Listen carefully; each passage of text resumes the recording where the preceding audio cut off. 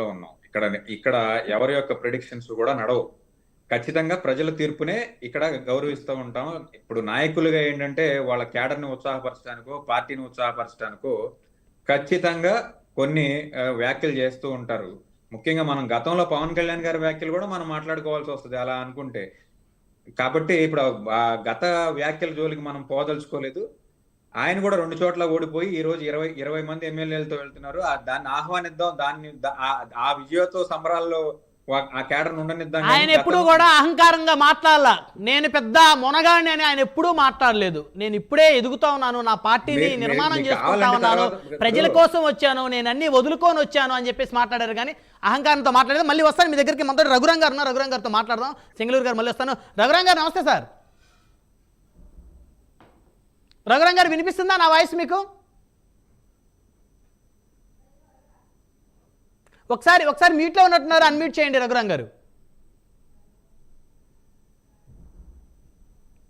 వినిపిస్తుందా రఘురాం గారు నా వాయిస్ మీకు? వినిపిస్తుంది. అసలు 1% కూడా ఓట్ బ్యాంక్ లేని పార్టీ మీది. మీకు నోటాతో మీరు పోటీ పడ్డారు గత ఎన్నికలోని. వారు ఇప్పుడు మీతో కూడా పోటీ పడలేకపోతా ఉన్నారు.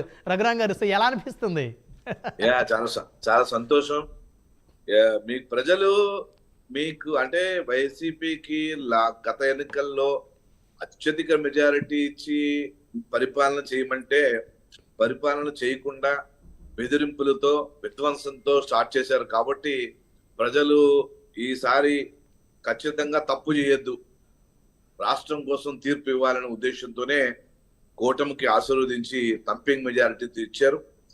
బాగా అంటే అనేక మంది మంత్రులు కానీ ఎమ్మెల్యేలు కానీ ఇందాక మేడం గారు చెప్పినట్టుగా ఇష్టం వచ్చినట్టుగా విచ్చలవిడిగా నోరు ఉంది కదానని నోరు పారేసుకుని భయంకరంగా పరిపాలన చేయండిరా బాబు, మీకు మంచిగా 150 సీట్లు ఇస్తే భూతు పురాణాలు లేకపోతే కనుక విధ్వంసకాండలు, జనాన్ని బెదిరించడాలు, కేసులు ఉన్నాడు పోలీసు కదా అని కేసు పెట్టడాలు, ఇలా రకరకాలుగా వేధింపులు గురి చేసి కేవలము ఉచితాలు తాయిలాలు ఇస్తున్నాం కదా, మనం బయటపడిపోతాం, ప్రజలను సోమరపోతం చేస్తున్నాం కదా అని అనుకున్నారు. కానీ ఈ విధమైనటువంటి తీర్పు వస్తుంది, ఈ విధమైనటువంటి ఢీలా పడిపోతారు, బొక్క బోరుమంటుంది, మొత్తం మీద ఈ విధమైనటువంటి ఫలితాలు వస్తాయని వాళ్ళ కలలో కూడా ఊహించలేదు.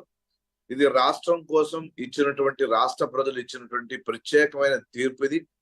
ఈ తీర్పుని శిశావహించి 3 పార్టీలు బాధ్యతతో ప్రవర్తిస్తాయి. ఒక బాధ్యత గల నాయకుడు ఒక పక్కన నరేంద్ర మోడీ, ఇంకొక పక్కన చంద్రబాబు గారు, ఇంకొక పక్కన పవన్ కళ్యాణ్ గారు, ముగ్గురు కూడా బాధ్యతను విస్మరించకుండా దేశంలో ఏ విధమైతే పరిపాలన అందిస్తున్నారో రాష్ట్రంలో కూడా రామరాజ్య స్థాపన లక్ష్యంగా 3 పార్టీలు పనిచేస్తాయి. ఖచ్చితంగా ఒక ప్రజలకి దగ్గరగా చేరువగా ప్రజలకి అనుగుణంగా ఏ విధంగా అయితే వాళ్ళు ఆశిస్తున్నారో, ఎందుకు గెలిపించారో దాన్ని తూచా తప్పకుండా పాటించి రాబోయే రోజుల్లో సుపరిపాలన దిశగా రాష్ట్రం వెళ్తుందని, ఇలాంటి ఇప్పుడు ఏదైతే వాళ్ళు చూపించారో అటువంటి కనీసము ఆలోచన కూడా చేయనటువంటి విధంగా పరిపాలన ఉంటుంది, మంచి పరిపాలన ఉంటుంది. ఖచ్చితంగా ఇది ఒక ప్రజా విజయము. ప్రజలు తమ చాలా నైతిక ఆలోచించి ఇచ్చినటువంటి తీర్పుగా మనం భావించాలండి.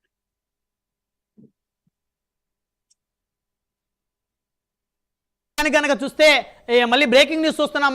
మనం స్క్రీన్ మీద చూడొచ్చు. జనసేన పార్టీ 21కి 21 స్థానాలు జనసేన పార్టీ లీడింగ్ లో ఉంది. 100% స్ట్రైక్ రేట్ జనసేన ఖచ్చితంగా వస్తుందనేటువంటిది అయితే స్పష్టంగా కనబడతా ఉంది. వైఎస్ఆర్ కాంగ్రెస్ పార్టీ మాత్రం 14 స్థానాలకి 1 స్థానం కూడా మించే పరిస్థితి లేనట్టు కనపడతా ఉంది. తెలుగుదేశం పార్టీ 133 స్థానాల్లో లీడింగ్లో ఉంది. భారతీయ జనతా పార్టీ 7 అసెంబ్లీ స్థానాల్లో లీడింగ్లో ఉంది. సో మొత్తానికి కనుక చూస్తే Janasena 100% strike rate. So YSR Congress party కన్నా జనసేన పార్టీ దాదాపు 7 అసెంబ్లీ స్థానాలు ఎక్కువగా కనపడతా ఉన్నాయి. ఆంధ్రప్రదేశ్ అసెంబ్లీలో 2వ అతిపెద్ద రాజకీయ పార్టీగా జనసేన పార్టీ అవతరించబోతా ఉంది. పిఠాపురం నుంచి కొనిదెల పవన్ కళ్యాణ్ భారీ మెజార్టీ తోటి ముందుకు దూసుకుని వెళ్తా ఉన్నారు. ఇప్పటికే దాదాపు ఇందాక చెప్పుకున్నట్టు 6 రౌండ్లు పూర్తయ్యేసరికి 45,000 మెజార్టీ, ఇంకా దాదాపుగా 12 రౌండ్లు మిగిలి ఉన్నాయి. 1,00,000కు పైగా మెజార్టీ ఏ మేరకు తగ్గేటువంటి పరిస్థితులు లేనట్లయితే చాలా స్పష్టంగా కనపడతా ఉంది. Konidela Pawan Kalyan care of Pithapuram Janasena party 21కి 21 100% స్ట్రైక్ రేట్. సింగళూరు గారు ఏంటి వినడానికి కష్టంగా ఉందా? ఎందుకంటే భలే వాళ్ళే ప్రజల యొక్క తీర్పుని గౌరవిస్తాం. ఎప్పుడు కూడా ప్రజల యొక్క తీర్పే మ్యాండేటరీగా ఉంటుంది.